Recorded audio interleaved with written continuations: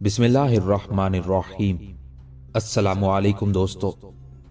राजा मान सिंह के लश्कर से कुछ फासले पर ही उमर खान और बहावलदीन अपने अपने लश्कर को लेकर दाएं बाएं हट गए थे, जबकि अली खान हर चीज को लेकर उनके पीछे पीछे था। दूसरी तरफ उदयपुर के राणा के लश्कर की निस्बत राजा मान सिंह के लश्कर की हालत मुख्तलिफ थी। उसके लश्कर का एक हिस्सा जाग रहा था, बिल्कुल तैयार और मुस्तैद था। शायद वो माजी के तल्ख तजर्बे से संभल चुके थे और अपने दिफा का उन्होंने एहतमाम कर रखा था। उनके करीब जाकर उमर खान ने जब देखा कि राजा मान सिंह के लश्कर का एक हिस्सा जाग कर पहरा दे रहा है, तैयार और मुस्तैद है, तब उसने उन पर खौफ और वहशत तारीक करने के लिए सबसे पहले सीनों में छुपे जज्बों के जवाहिर तक को तोड़ते बखेरते खौफ में बदल देने वाली कीमियाई लफ्जों की हलचल की तरह जोरदार अंदाज में तकबीरें बुलंद की। उसकी तकबीरों के जवाब में पूरे लश्कर ने तकबीरें बुलंद की थी।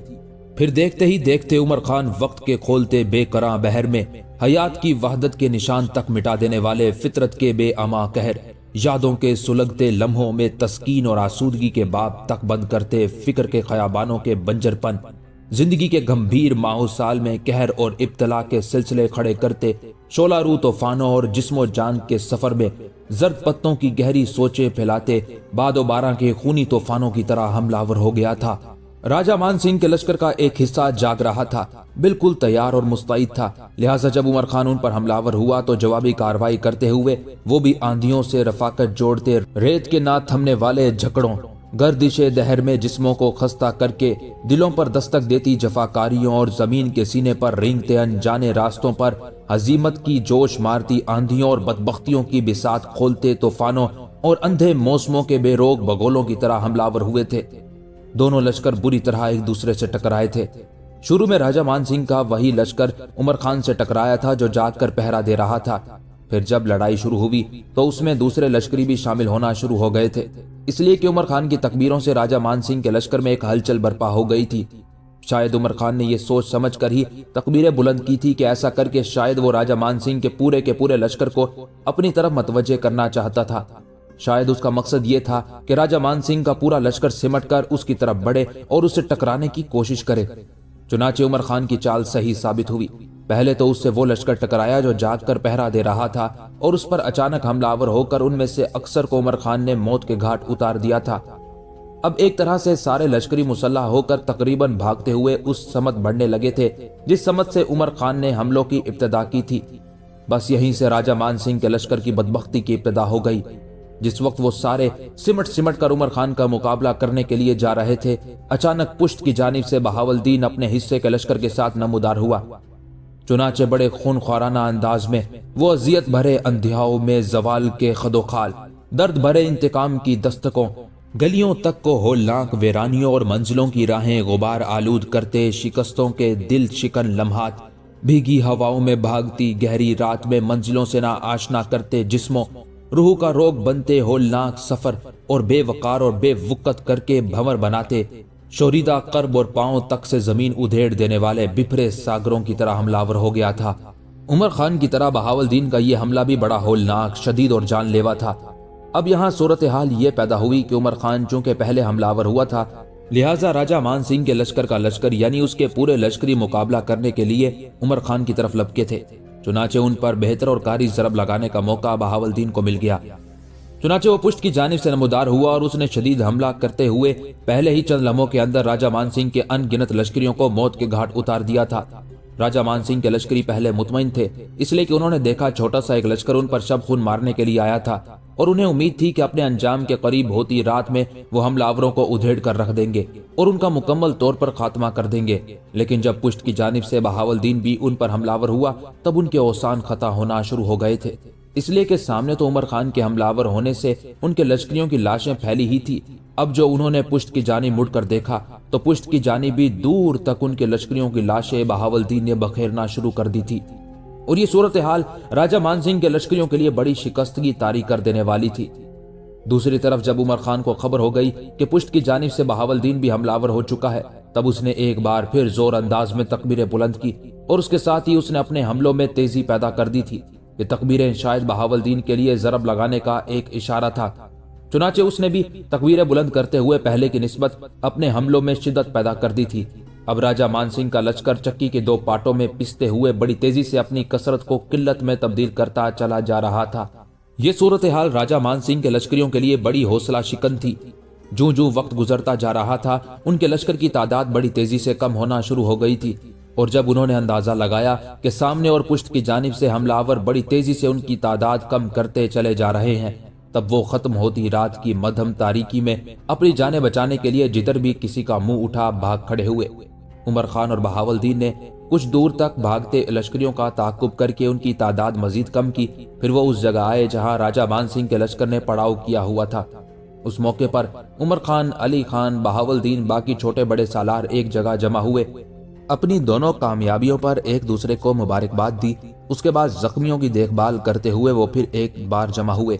उस मौके पर उमर खान ने अली खान की तरफ देखा, फिर कहने लगा, अली खान, इस वक्त जो दस्ते तुम्हारे मातहत काम कर रहे हैं, उनके साथ राजा मानसिंह और उदयपुर के राना के पड़ाव से जो कुछ हासिल हुआ है उसे समेटकर सुल्तान बहलोल लोधी की तरफ चले जाओ। रास्ते में मुबारिस खान को मेरी तरफ से ये पैगाम देना कि वो अपने हिस्से के लश्कर के साथ मुझसे आ मिले। मैं राजा प्रताप देव के लश्कर के पहलू की तरफ लगभग 2 मील के फासले पर रहूंगा। मैं उस वक्त वहां पहुंचूंगा जिस वक्त मैं ये अंदाजा लगाऊंगा कि जंग अब शुरू होने वाली है। वहीं से उठकर मैं प्रताप देव के लश्कर पर जरब लगाऊंगा। इस तरह तुम सामान लेकर सुल्तान के पास पहुंच जाओ। मुबारिस खान अपने हिस्से के लश्कर के साथ मुझसे आ मिलेगा। मेरी तरफ से जाकर सुल्तान से कहना कि हमारे दोनों शब खून कामयाब रहे हैं। राजा मानसिंह और उदयपुर के राना के लश्करियों को हमने उधेड़ कर रख दिया है। उनके लश्कर में बहुत कम को जाने बचाकर इधर उधर भागने का मौका मिला है। अब वो हमारे लिए जरर रसा नहीं रहे। मेरी तरफ से जाकर सुल्तान को ये पैगाम देना कि सूरज तलू होने के बाद वो खुद प्रताप देव के साथ जंग की इब्तिदा कर दे, और जब दोनों लश्कर टकराएंगे तो राजा प्रताप देव के लश्कर के पहलू में जहां मैंने घात लगा रखी होगी, वहां से उठकर मैं राजा के पहलू पर हमलावर हूंगा। मेरे साथ बहावलदीन और मुबारिस खान भी होंगे, और मुझे उम्मीद है कि हम तीनों प्रताप देव के लश्कर की सारी ताकत और कुव्वत को पलट कर रख देंगे और अपनी फतहमंदी और कामयाबी को यकीनी बनाएंगे। वापस जाकर मेरी तरफ से सुल्तान से यह भी कहना कि चूंकि मुझे प्रताप देव के लश्कर पर हमलावर होना है, लिहाजा राजा मानसिंह और उदयपुर के राना के पड़ाव से मुझे जो कुछ मिला है उसमें से मैंने अभी तक अपने लश्करियों को कुछ नहीं दिया, इसलिए कि इस सामान से इन लश्करियों का हिस्सा ज्यादा बनता है। ये मामला मैं प्रताप देव के साथ टकराव के बाद सुल्तान से मिलकर तय करूंगा। अली खान मेरे भाई, मैं चाहता हूं तुम अभी और इसी वक्त रवाना हो जाओ और तारीकी से फायदा उठाते हुए सुल्तान के पास पहुंच जाओ। तुम एक काम और करो, बाएं तरफ से लंबा चक्कर काटकर सुल्तान की तरफ चले जाओ। तुम मेरी तरफ से मुबारिस खान को कोई पैगाम ना देना। मैं अपना एक मुखबिर मुबारिस खान की तरफ भिजवाता हूँ। वो मुबारिस खान की रहनुमाई करते हुए उसे उसके लश्कर समेत मेरे पास ले आएगा। इस पर बहावलदीन और अली खान दोनों ने इत्मीनान का इजहार किया था। फिर अली खान अपने मुहाफिज दस्तों के साथ सारे सामान और बार बर्दारी के जानवरों को लेकर वहां से कूच कर गया था। उसने एक लंबा कावा काटा था, और जिस वक्त दूर मशरिक में सूरज तलू होने के लिए अपना सुर्ख चेहरा जमीन को दिखा रहा था, अली खान सारे सामान के साथ अपने पड़ाव में दाखिल हुआ। सुल्तान बहलोल लोधी, ईसा खान, कुरमली खान और बाकी सारे सालारों ने शानदार अंदाज में अली खान का इस्तकबाल किया, और जब अली खान ने उदयपुर के राना और राजा मानसिंह के लश्कर पर शब खून की कामयाबी की तफसील बताई, तब बहलोल लोधी और बाकी सारे सालारों और उमरा की खुशी और तमानियत की कोई हद न थी। उस मौके पर बेपनाह खुशी का इजहार करते हुए बहलोल लोधी कह रहा था, उमर खान, तुमने जो कारहाय नुमायां सर अंजाम दिए हैं उन्हें मैं सुनहरी हरूफ से लिखूंगा। मैं फितरत की गोद में बहरे ज़खार के नायाब मोतियों जैसी तेरी वफादारी, शब के बागी अंधे जंगलों में रक्षंदा जुगनुओं जैसी तेरी जान निसारी, ख्वाबों की वादियों में आस के ताकिस्तानों की खुशनवाई और खुश अदाई जैसी तेरी जुर्रतमंदी, दिलों पर दस्तक देते रंगों की सहरकारी में बेख्वाहिशों के अनमोल जोहरों सी तेरी जवामर्दी, समातों को बेचैन कर देने वाली खूनी आहटों की दस्तक जैसी तेरी बेबाकी, लम्हों के खूनी भंवर में दुश्मन के खिलाफ रुसवाई आमेज हजीमत और शिकस्त के होलनाक दर खोलते तेरी बरहाना बुरीदा सरबस्त राजों की सी तेरी हुनरमंदी को सलाम पेश करता हूँ। उसके बाद बहलोल लोधी ने उस सारे सामान का जायजा लिया जो अली खान लेकर आया था। उस मौके पर अली खान सुल्तान बहलोल लोधी को मुखातिब करके कहने लगा, सुल्तान मोहतरम, इस सामान के सिलसिले में उमर खान का एक पैगाम भी है। उसका कहना है कि यह सारा सामान उदयपुर के राना और ग्वालियर के राजा मानसिंह के लश्करियों से हासिल हुआ है, और इसमें से अभी तक किसी लश्करी को कुछ नहीं दिया गया। अली खान के उन अल्फाज के जवाब में सुल्तान बहलोल लोधी मुस्कुराया, कहने लगा, यह सामान जिस तरह आया है वैसे का वैसा ही रहेगा। ये सारा सामान उमर खान की मौजूदगी में खुलेगा। उसके बाद सुल्तान बहलोल लोदी अपने सालारों के साथ अपने लश्कर की सफ़ें दुरुस्त करने लगा था।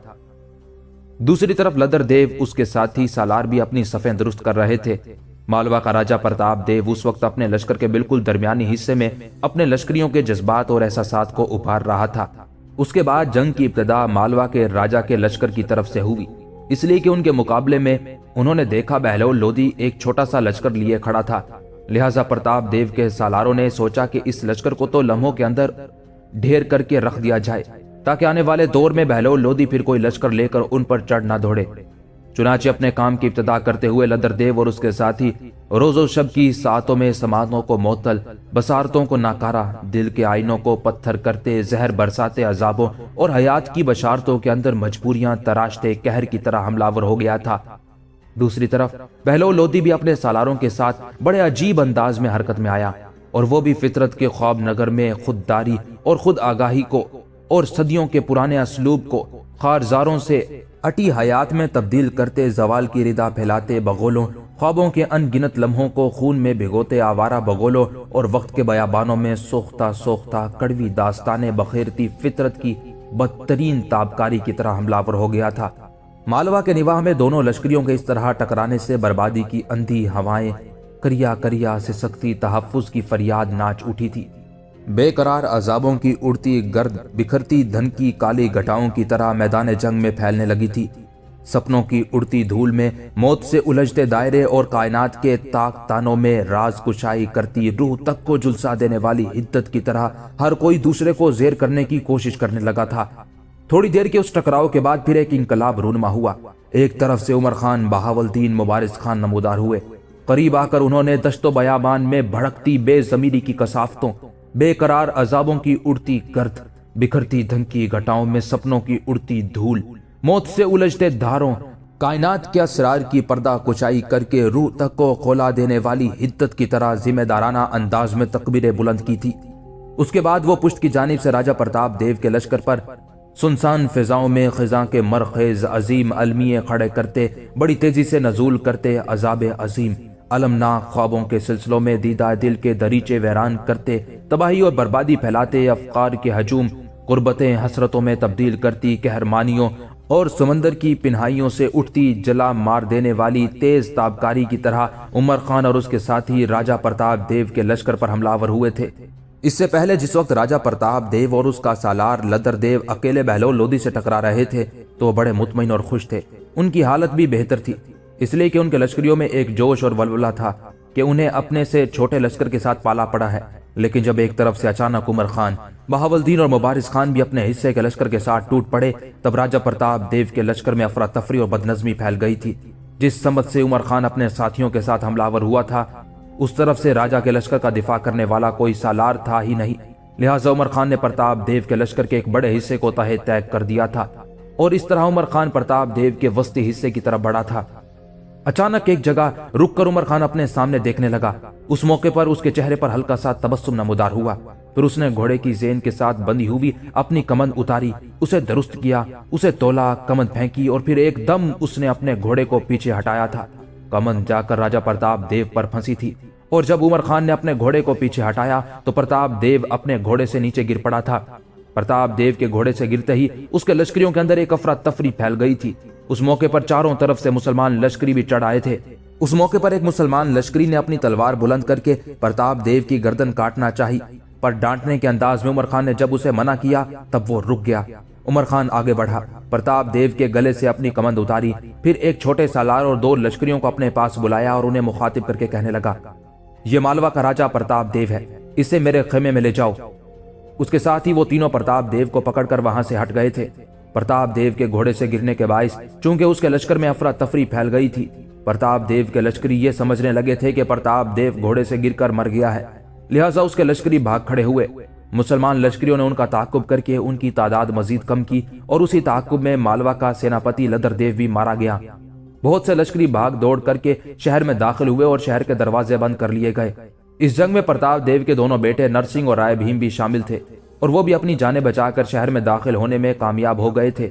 दोनों भाई घबराए घबराए सहमे सहमे जब राजमहल में दाखिल हुए तब उनकी सौतेली माँ मंदूरी, दोनों बहनों किरण देवी और कंपल देवी ने राजमहल के सहन ही में उनका इस्तकबाल किया।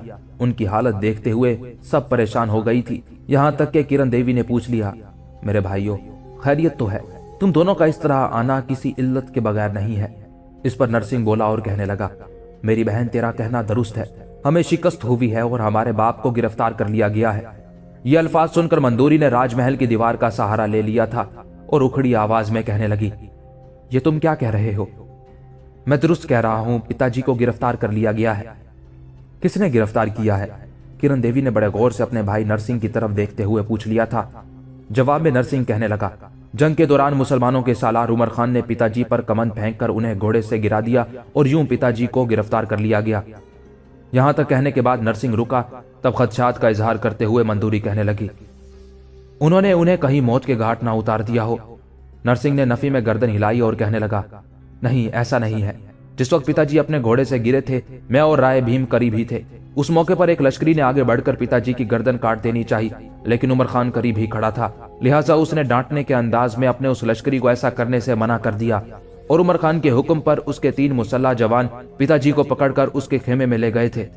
कुछ देर गहरी और काट खाने वाली खामोशी तारी रही, यहां तक कि उस खामोशी को राजकुमारी किरण देवी ने तोड़ा। अपने बड़े भाई नरसिंह की तरफ देखते हुए कहने लगी, भाई मेरे साथ मुसलमानों के पड़ाव में चलो, मुझे उम्मीद है मैं पिताजी को रिहा कराने में कामयाब हो जाऊंगी। किरण देवी के उन अल्फाज पर नरसिंह और राय भीम दोनों चौंके थे। यहां तक कि किरण देवी फिर बोल उठी, मैं मजाक नहीं कर रही, संजीता हूं भाई, अगर तुम मेरे साथ नहीं जाओगे तो मैं अकेली शहर से निकलकर मुसलमानों के पड़ाव का रुख करूंगी और आपको यकीन दिलाती हूं कि अपने पिताजी को रिहा कराने में कामयाब हो जाऊंगी। उस मौके पर नरसिंह ने खदशात भरे अंदाज में अपनी बहन किरण देवी की तरफ देखा और कहने लगा, अगर हम दोनों बहन भाई इस हालत में मुसलमानों के पड़ाव में दाखिल होते हैं और मुसलमानों ने अगर हम दोनों की गर्दनें काट दी तब? नहीं, मुसलमान हमें कुछ नहीं कहेंगे, मैं आपके साथ हूं और मैं जानती हूं मुसलमान औरतों पर हाथ नहीं उठाते। आप मेरे साथ चलें, फिर देखें मैं पिताजी को कैसे रिहा कराती हूँ। नरसिंह इस पर तैयार हो गया था। चुनाचे राय भीम, कंपल देवी और मंदूरी दोनों राजमहल ही में रहे। नरसिंह और किरण देवी दोनों शहर से निकलकर सुल्तान बहलोल लोदी के पड़ाव की तरफ गए थे। पड़ाव के करीब ही एक लश्करी ने जब उन्हें रोका, तब उस लश्करी को मुखातिब करते हुए किरण देवी बोल उठी, भाई हमारी राह ना रोकना, मैं मालवा की राजकुमारी किरण देवी हूँ, तुम्हारी मेहरबानी मेरी अपने सालार उमर खान के खेमे तक रहनुमाई कर दो, मैं एक इंतहाई अहम काम के सिलसिले में उनसे मिलना चाहती हूँ। इस पर वो लश्करी हरकत में आया, दोनों को साथ लेकर उमर खान के खेमे की तरफ हो लिया था।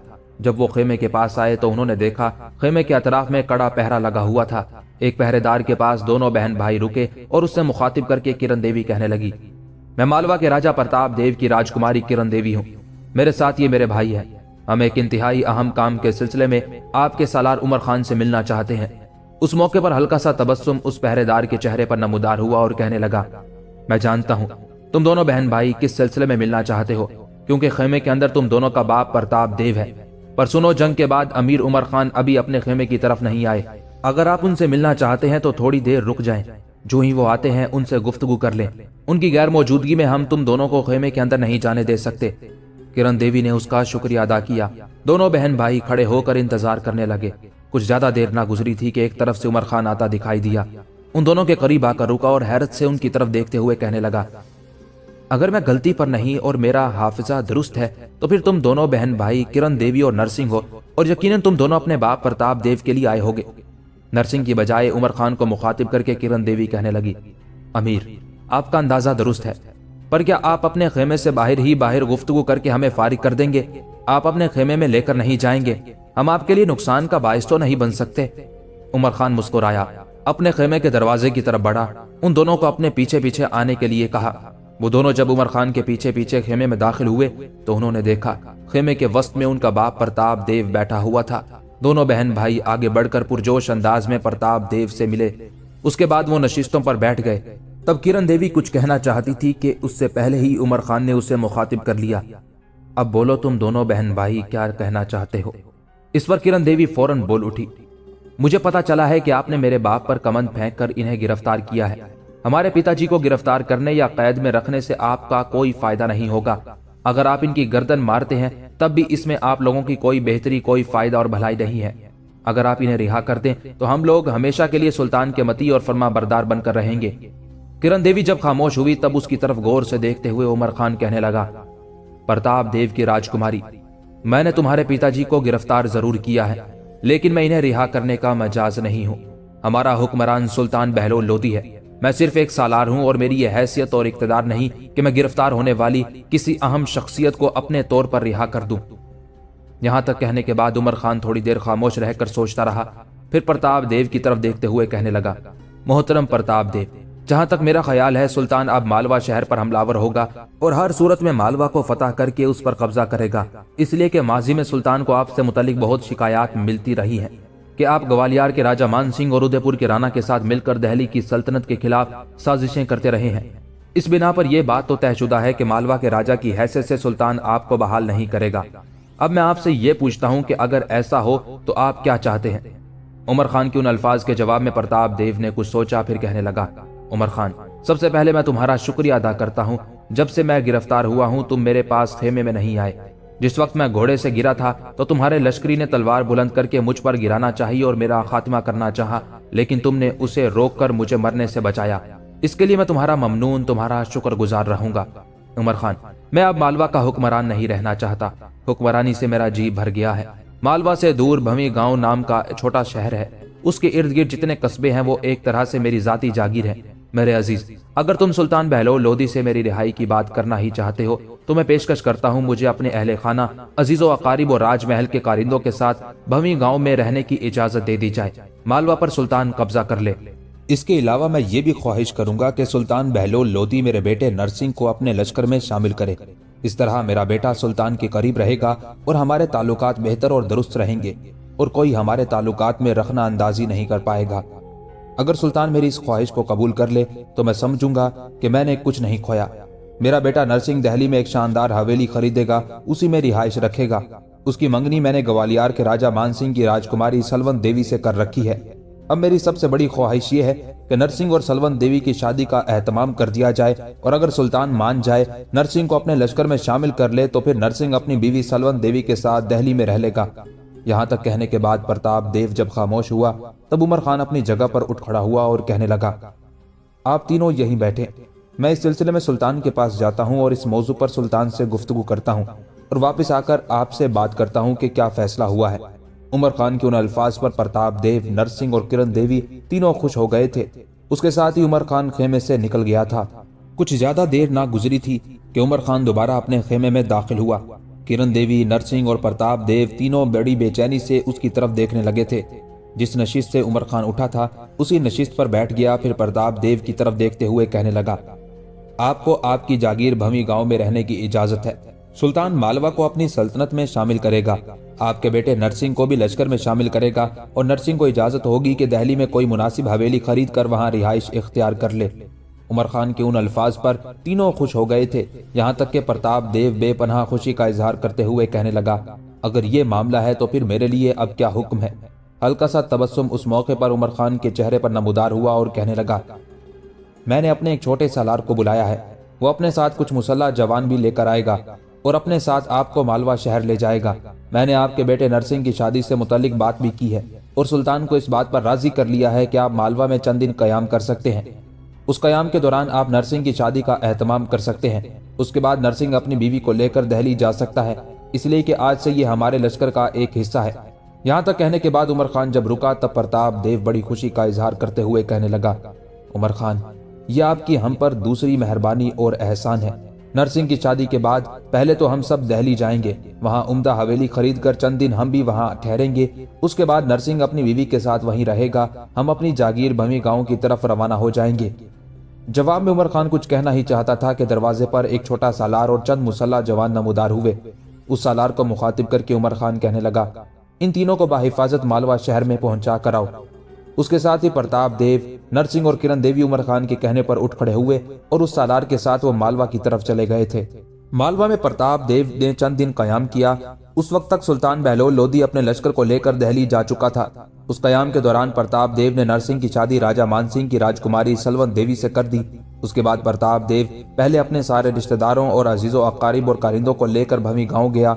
वहां अपने सारे अजीजों अकारिब को बसाया। फिर खुद अपनी पत्नी मंदूरी, दोनों बेटों नरसिंह राय, भीम, राजकुमारियों किरण देवी और कंपल देवी को लेकर वो दिल्ली की तरफ चला गया था। दिल्ली में प्रताप देव ने एक उम्दा हवेली अपनी रिहाइश के लिए खरीदी, इसलिए कि उसका बेटा नरसिंह चूंकि सुल्तान बहलोल लोदी के लश्कर में शामिल हो चुका था, लिहाजा प्रताप देव ने अपने बेटे की रिहाइश के लिए एक उम्दा हवेली खरीद ली थी। मौरखीन इस बात की तफसील के साथ तस्दीक करते हैं कि मालवा के राजा प्रताप देव का बेटा नरसिंह सुल्तान बहलोल लोदी के लश्कर में शामिल हुआ था। प्रताप देव का बेटा नरसिंह एक रोज दिल्ली की अपनी नई हवेली में दाखिल हुआ। उस वक्त प्रताप देव, उसकी दोनों बेटियां किरण देवी, कंपल देवी और छोटा बेटा राय भीम हवेली के पिछले हिस्से में जो बाग था उसकी देखभाल कर रहे थे कि नरसिंह सीधा उनकी तरफ गया, इधर उधर देखा। उस वक्त उनकी मां मंदूरी शायद हवेली के अंदरूनी हिस्से की तरफ थी। जिस वक्त नरसिंह जुस्तजू भरे अंदाज में इधर उधर देख रहा था, उस वक्त हसीन और खूबसूरत किरण देवी अपने भाई नरसिंह को मुखातिब करके कहने लगी, लगता है तुम कुछ कहना चाहते हो और जो कुछ कहना चाहते हो उसके लिए मुनासिब माहौल की तलाश में हो। किरण देवी के उन अल्फाज से नरसिंह ने खामोश इत्तेफाक किया था, फिर अपने बाप प्रताप देव की तरफ देखते हुए कहने लगा, पिताजी, मैं एक इंतहाई अहम मौजू पर आपसे गुफ्तगू करना चाहता हूँ। इस गुफ्तगू के लिए मुझे अलहदगी चाहिए थी और मेरी खुशकिस्मती है कि इस वक्त माता यहाँ नहीं है, शायद वो अंदरूनी हिस्से में है। प्रताप देव ने राजदाराना अंदाज में अपने बेटे नरसिंह को मुखातिब किया। कहो बेटे, क्या बात है? नरसिंह ने फिर एक बार हवेली की तरफ देखा, फिर कहने लगा, पिताजी, मुझे सुल्तान बहलोल लोदी ने अपने लश्कर के उस हिस्से में शामिल किया है जो हिस्सा अमूमन उसके सालार उमर खान की कमांदारी में रहता है। लश्कर में शामिल होने के बाद मैं उमर खान से भी मिल चुका हूँ। बाबा, वो बहुत अच्छा आदमी है। यहाँ तक कहते कहते नरसिंह को रुक जाना पड़ा, इसलिए कि बीच में किरण देवी बोल उठी और कहने लगी, इसमें क्या शक है, उसने अपने 3 आमाल से मुझे ऐसा मुतासिर किया है कि उसके उस एहसान को मैं जिंदगी भर फरामोश नहीं कर सकती। किरण देवी के उन अल्फाज के जवाब में सब उसकी तरफ गौर से देखने लगे थे। यहाँ तक कि किरण देवी फिर बोल उठी, उसका हम पर या आप ये कह लें मुझ अकेली पर यह एहसान है कि जिस वक्त चित्रसाल के साथ उसका इनफरादी मुकाबला हुआ था और चित्रसाल उससे हार गया था, चाहिए तो यह था कि उमर खान मैदान ही में चित्रसाल की गर्दन काट देता, लेकिन उसने मेरी इज्जत अफजाई की और चित्रसाल को मुखातिब करके कहा कि वो चूंकि राजा प्रताप देव की राजकुमारी किरण देवी का मंगेतर है, लिहाजा मैं तुझे कत्ल नहीं करता और मैं प्रताप देव की राजकुमारी किरण देवी को शादी से पहले बेवा होता नहीं देखना चाहता। पिताजी, ये बहुत बड़े अल्फाज हैं जिनकी कीमत नहीं चुकाई जा सकती। ऐसा रवैया इख्तियार करके उमर खान ने गोया मेरी हद से ज्यादा इज्जत अफजाई की है। पिताजी, उसका सबसे बड़ा एहसान हम पर यह है कि जिस वक्त उसने कमंद फेंक कर आपको अपने घोड़े से गिरा दिया था और सुल्तान बहलोल लोदी के एक लश्करी ने आगे बढ़कर आप पर तलवार गिराना चाही, तो उमर खान ने डांट देने वाले अंदाज में उसे ऐसा करने से मना कर दिया था और आपको अपने मुसल्लह साथियों की निगरानी में अपने खेमे की तरफ भेज दिया था। बाबा, उसने आपको कमंद फेंक कर घोड़े से गिराते हुए एक तरह से अपने लश्कर को कामयाबी से हमकिनार किया था और ये उसकी बेहतरीन जंगी चाल और हुनरमंदी थी। आपको नुकसान ना पहुंचाकर अपने खेमे में भेजकर उमर खान ने हम पर दूसरा एहसान किया था। पिताजी, उसका हम पर तीसरा एहसान ये है कि जब मैं और भाई नरसिंह उसके पास गए, उसने हमारी इज्जत अफजाई की और सुल्तान बहलोल लोदी से बात करके आपकी ख्वाहिश के मुताबिक आपको भमी गांव की जागीर दिलवा दी, जिसमें हम मुस्तकबिल में पुरअमन तौर पर रह सकते हैं। बाबा, अगर वो ऐसा ना करता तो हालात यकीनन हमारे लिए बदतरीन होते। गो मालवा शहर पर सुल्तान बहलोल लोदी का कब्जा हो चुका है, लेकिन हमें उस कब्जे का कोई दुख और अफसोस नहीं है। भवी गांव की जो हमें अपनी जागीर मिल गई है, मैं समझती हूँ हमारे लिए वही काफी है। यहाँ तक कहने के बाद किरण देवी जब खामोश हुई तो नरसिंह दोबारा अपने बाप प्रताप देव की तरफ देखते हुए कहने लगा, बाबा, जो कुछ मैं कहना चाहता था कह ना सका, इसलिए कि बीच में मेरी बहन किरण देवी बोल उठी थी। किरण देवी ने जो बातें की हैं हकीकत पर मबनी है, उसके हम पर वाकई एहसानात हैं। अब क्योंकि मेरा उसके पास उठना बैठना हुआ है तो मैंने जाना है कि वो एक बड़ा नायाब और हमदर्द इंसान है। पिताजी, ये उमर खान, उसके बहुत से साथी मंगोल हैं। ये दूर दराज की सरजमीनों से भागकर यहाँ सुल्तान बहलोल लोदी के लश्कर में शामिल हो चुके हैं। गो उनका कोई आगे पीछे नहीं और ये अपनी जिंदगी के दिन मुस्तकर ही में गुजारते हैं। इसके बावजूद बाबा, मैं ये कहूंगा कि उमर खान जैसा अच्छा, नेक और नरम रोज शख्स नहीं मिलेगा। बाबा, मैं ये कहना चाहता हूँ कि अब जबकि मुझे लश्कर में शामिल कर लिया गया है, मेरी हैसियत छोटे सालार की है और मुझे उस लश्कर में रखा गया है जो लश्कर उमर खान की कमांदारी में काम करता है, तो बाबा, मेरी ख्वाहिश है कि किसी रोज उमर खान, अली खान, बहावलदीन और मुबारिस खान चारों की अपनी हवेली में शानदार दावत करूं, इसलिए कि बाकी सालार भी उमर खान के साथ काम करते हैं और अब उनसे मेरे ताल्लुकात बड़े गहरे हो चुके हैं। प्रताप देव के बोलने से पहले ही इस बार फिर किरण देवी बोल उठी, भाई, अगर आप उमर खान और उसके साथियों की दावत करना चाहते हैं तो मेरे ख्याल में इससे बढ़कर खुशी का और क्या मकाम हो सकता है। किरण देवी के खामोश होने पर नरसिंह फिर फिक्रमंदी में कहने लगा, पिताजी, इस सिलसिले में मुझे एक खदशा भी लाहिक है। मुझे डर है कि अगर मैं उमर खान और उसके साथियों को दावत पर बुलाता हूँ तो कहीं माता उनके खाने में जहर ना डाल दे। आप जानते हैं माता ने एक बार खुलकर कहा था कि अगर किसी भी तरह उमर खान जेर ना हो सका तो फिर उसका खात्मा करने के लिए वो जहर खुरानी से काम लेगी। नरसिंह के उन अल्फाज पर किरण देवी का रंग गुस्से में सुर्ख हो गया था। प्रताप देव, राय भीम और कंपल देवी भी बुरा महसूस कर रहे थे। यहाँ तक कि किरण देवी ने बेपनाह गुस्से का इजहार करते हुए कहना शुरू किया, माता ने अगर ऐसा करने की कोशिश की तो जो जहर वो उमर खान को देगी उस जहर से पहले खुद मंदूरी को मुस्तफीद होना पड़ेगा। भाई आप मुतमईन रहें, आप जाएं, जब और जिस वक्त चाहें उमर खान और उसके साथियों की दावत कर सकते हैं। उनके खाने का एहतमाम मैं और कंपल दोनों करेंगे, माता को नजदीक नहीं आने देंगे। फिर मैं देखूंगी कि माता कैसे उनके खिलाफ कदम उठाती है। इस पर नरसिंह ने खुशी का इजहार किया और कहने लगा, किरण देवी मेरी बहन, तूने अपनी गुफ्तगू से मेरा दिल खुश कर दिया है। अब कोई मुनासिब मौका जानकर मैं इस सिलसिले में उमर खान से बात करूंगा और उसे दावत दूंगा। मुझे उम्मीद है वो मेरी दावत भी कबूल कर लेगा, लेकिन इसके लिए चंद हफ्ते लग सकते हैं। नरसिंह मजीद कुछ कहना चाहता था कि बड़ी बेचैनी और बेताबी में उसकी बात काटते हुए किरण देवी ने पूछ लिया था, भाई ऐसा क्यों? क्या उमर खान और उसके साथी दिल्ली शहर से बाहर हैं या कोई मुहिम दरपेश है? जवाब में लंबा सांस लेने के बाद नरसिंह कहने लगा, मेरी बहन, तेरा अंदाजा किसी कदर दुरुस्त है। 2-1 रोज तक दोआबा की तरफ एक लश्कर कूच करने वाला है। उस लश्कर के कूच का फैसला भी सुल्तान लोदी ने कर दिया हुआ है। गंगा और जमुना के दरमियानी हिस्से में अभी तक कुछ बागियों और मुखालिफ कुव्वतों का राज है। सुल्तान बहलोल लोदी ने फैसला किया है कि दोआबा के इलाके पर अपनी गिरफ्त करेगा और उससे अपनी मुमलिकत में शामिल कर लेगा। उसके लिए लश्कर का तयन भी किया जा चुका है और उस लश्कर का कमांडर हस्बे साबिक उमर खान को ही बनाया गया है। उसके तीनों साथी अली खान, बहावलदीन और मुबारिस खान उसके साथ रखे गए हैं। मैं क्योंकि उमर खान के लश्कर में शामिल हूँ, लिहाजा इस मुहिम में मैं भी दोआबा की तरफ जाऊंगा। नरसिंह यही तक कहने पाया था कि हवेली के अंदरूनी हिस्से से उसकी बीवी सलवंत देवी निकली और उस तरफ आई जहां सब लोग बैठे हुए थे। सलवंत देवी आगे बढ़कर किरण देवी के पहलू में आकर बैठ गई थी। उस मौके पर सलवंत देवी की तरफ देखते हुए किरण देवी कहने लगी, सलवंत, तुम यहाँ नहीं थी, लिहाजा तुम्हारी गैर मौजूदगी में हमने एक इंतहाई अहम मौजू पर गुफ्तगू की। चुनाचे किरण ने जल्दी जल्दी उस गुफ्तगू की तफसील सलवंत से कह दी थी। इस पर सलवंत अपने तासुरात का इजहार करते हुए कहने लगी, मैं किसी को जहर देने के सख्त खिलाफ हूँ।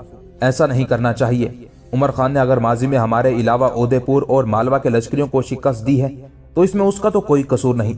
सुल्तान बहलोल लोदी जिस समत भी उसे जरब लगाने के लिए भेजता था उस समत उसने जरब लगाई। बल्कि मैं तो ये समझती हूँ कि ये उमर खान काबिल तारीफ है कि इसने जिस समत भी रुख किया सारी कामयाबियां और सारी कामरानियां उसने अपने दामन में समेटी।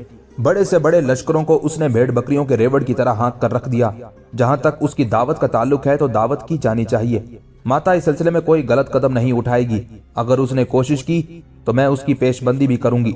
सलवंत देवी की ये सारी गुफ्तगू सुनकर किरण और कंपल ही नहीं बाकी सब लोग भी खुश हो गए थे। यहाँ तक कि किरण सलवंत देवी की तरफ देखते हुए कहने लगी, सलवंत, चंद रोज तक भाई एक मुहिम के सिलसिले में दोआबा की तरफ जाने वाले हैं। उस मौके पर सलवंत ने सवालिया से अंदाज में अपने करीब बैठे नरसिंह की तरफ देखा और नरसिंह ने मुस्कुराते हुए जब इस बात में गर्दन हिलाई तब सलवंत बोली, ये मुहिम अगर दोआबा की तरफ जाती है तो लश्कर का सालार कौन है? लश्कर का सालार उमर खान है। मुस्कुराकर सलवंत देवी की तरफ देखते हुए नरसिंह ने कहा। जवाब में सलवंत देवी ने कुछ सोचा फिर कहने लगी, इस मुहिम पर जो लश्कर जाएगा तो लश्करियों के अहले खाना भी यकीनन उनके साथ होंगे। नरसिंह मुस्कुराते हुए कहने लगा, तुम्हारा अंदाजा दुरुस्त है। लश्करियों को अपनी बीवियों और दूसरे लवाहिकीन को जिसे वो चाहे अपने साथ रखने की इजाजत दी गई है। इसका मतलब है मैं भी आपके साथ जाऊंगी। सलवंत देवी ने गौर से नरसिंह की तरफ देखते हुए कहा था। सलवंत देवी के उन अल्फाज का जवाब नरसिंह देना ही चाहता था कि किरण देवी बोल उठी, सलवंत, तुमने मेरे दिल की बात कही है। अगर तुम लश्कर में शामिल होगी तो मैं और कंपल भी तुम्हारे साथ जाएंगी। इस तरह हमें दोआबा का वो इलाका भी देखने का मौका मिल जाएगा। किरण देवी के अल्फाज का जवाब नरसिंह देना ही चाहता था कि उस मौके पर प्रताप देव बोल उठा, बच्चों, जो कुछ मैं कहना चाहता हूँ वो भी गौर से सुनो। उमर खान के हम पर एहसानात हैं। अगर वो मुझ पर एहसान न करता तो आज मैं यहाँ जिंदा ना होता। इस बिना पर अब मुझे उसकी जिंदगी बड़ी अजीज है। मेरे बच्चों, मैं चाहता हूं कि दोआबा की तरफ तुम लोगों की रवानगी से कबल मैं, राय भीम और मंदूरी तीनों भमी गांव की तरफ चले जाएंगे। वहां जाकर हमने अपनी जायदाद की भी देखभाल करनी है। किरण और कंपल अगर हमारे साथ चलना चाहें तो उनकी मर्जी है। अगर ये यहाँ दिल्ली में कयाम करना चाहें तब भी इनकी मर्जी है। यहाँ तक कहते कहते प्रताप देव को रुक जाना पड़ा, इसलिए कि बेपनाह खुशी का इजहार करते हुए किरण देवी बोल उठी थी, पिताजी, जब तक भाई नरसिंह दिल्ली में कयाम करते हैं उस वक्त तक मैं और कंपल देवी भमी गांव नहीं जाएंगी, यहीं दिल्ली में ही कयाम करेंगी। ये भी मुमकिन है कि हम दिल्ली में मुस्तकिल रिहाइश इख्तियार कर लें। जवाब में प्रताप देव मुस्कुराते हुए कहने लगा, तुम दोनों बहनों को यहाँ रहने और नरसिंह के साथ लश्कर में शामिल होकर दोआबा की तरफ जाने की इजाजत है।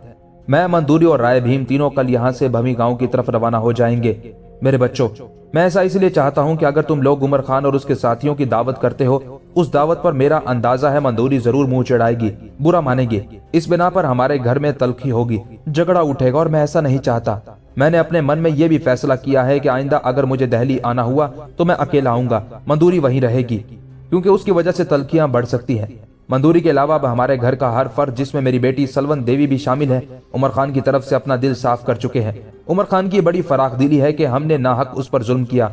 मेरे बच्चों, मंदूरी उमर खान के इसलिए खिलाफ है कि उमर खान ने उसके भाई को मौत के घाट उतारा था, लेकिन मंदूरी ये नहीं सोचती कि उसके भाई को कत्ल क्यों किया गया। उसने क्यों एक लड़की को बेआबरू और बेइज्जत करना चाहा। हम सब भी बच्चियों वाले हैं और कोई भी ये बात पसंद नहीं करेगा कि ऐसा घिनौना फेल करे। मैंने जो उमर खान को जिंदान में डाला तो वो भी मंदूरी की वजह से था। मैंने जो उस पर चीता छोड़ा तो वो भी मंदूरी ही के कहने पर किया।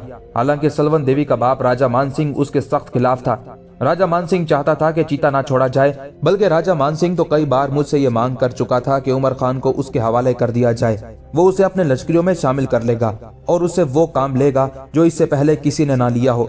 लेकिन उस वक्त ना मैं जानता था और ना मानसिंह को उसकी खबर थी कि उमर खान सुल्तान बहलोल लोदी के चोटी के सालारों में से एक है। इस बिना पर हमारी तरफ से उमर खान के साथ ज्यादती हुई। लेकिन उमर खान ने उसका क्या जवाब दिया।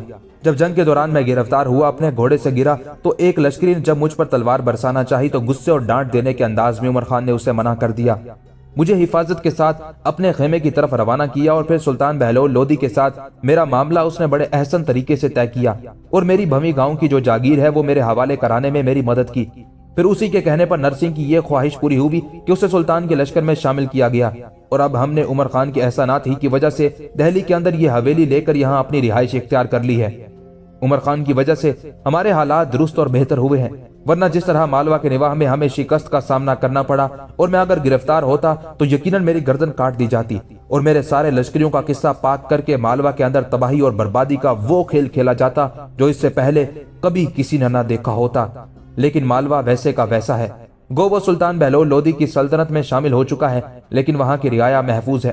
किसी पर हाथ नहीं उठाया गया, किसी को नाजायज तंग नहीं किया गया, किसी को लूटा खसूटा नहीं गया, ना ही किसी से जबरन कुछ लिया गया। इस बिना पर मैं समझता हूँ कि ये एक उम्दा फेल है और ये सब कुछ उमर खान की वजह से हुआ।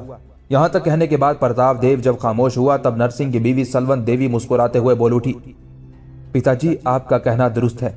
जिस वक्त मेरे पिताजी आपके हाथ से निकलकर ग्वालियर की तरफ गए थे तो वो अक्सर और बेशतर उमर खान का जिक्र करते थे और तासुब भरे अंदाज में कहा करते थे कि काश उमर खान मुझे मिल गया होता तो मैं उसे अपने लश्कर में शामिल कर चुका होता। जब कई मौके पर उमर खान ने हमारे लश्कर के अलावा आपके लश्कर और उदयपुर के लश्करियों को भी बदतरीन शिकस्त दी, तब मेरे बाप की हालत और ज्यादा बुरी हो गई थी और वो अक्सर पिछताते थे कि क्यों ना उन्होंने उस वक्त उमर खान को अपने लश्कर में शामिल कर लिया। पिताजी, उमर खान एक नायाब शख्स है। ऐसे शख्स को जाया नहीं किया जाना चाहिए, बल्कि ऐसे शख्स की तो खिदमत हासिल करनी चाहिए, उससे अच्छे ताल्लुकात रखने चाहिए। और फिर इस वक्त हम दिल्ली में रह रहे हैं। दिल्ली का बच्चा बच्चा उमर खान को पसंद करता है, उससे मोहब्बत करता है, लिहाजा हमें भी उमर खान की कदर करनी चाहिए। सलवन देवी की उस गुफ्तगू से सारे खुश हो गए थे। फिर फैसला कुन अंदाज में प्रताप देव कहने लगा, अब यह आखिरी फैसला है कि मैं, मंदूरी और राय भीम कल यहाँ से भवी गांव की तरफ रवाना हो जाएंगे। किरण देवी, कंपल और सलवन देवी, तुम तीनों नरसिंह के साथ लश्कर में शामिल हो सकती हो। जहां तक हवेली का ताल्लुक है तो हवेली में जो हमारे कारकुन है वो हवेली की बेहतरीन हिफाजत का सामान कर सकते हैं। उसके साथ ही प्रताप देव अपनी जगह पर उठ खड़ा हुआ। फिर उसके कहने पर सब बाग के उस हिस्से से उठकर हवेली के अंदरूनी हिस्से की तरफ जा रहे थे।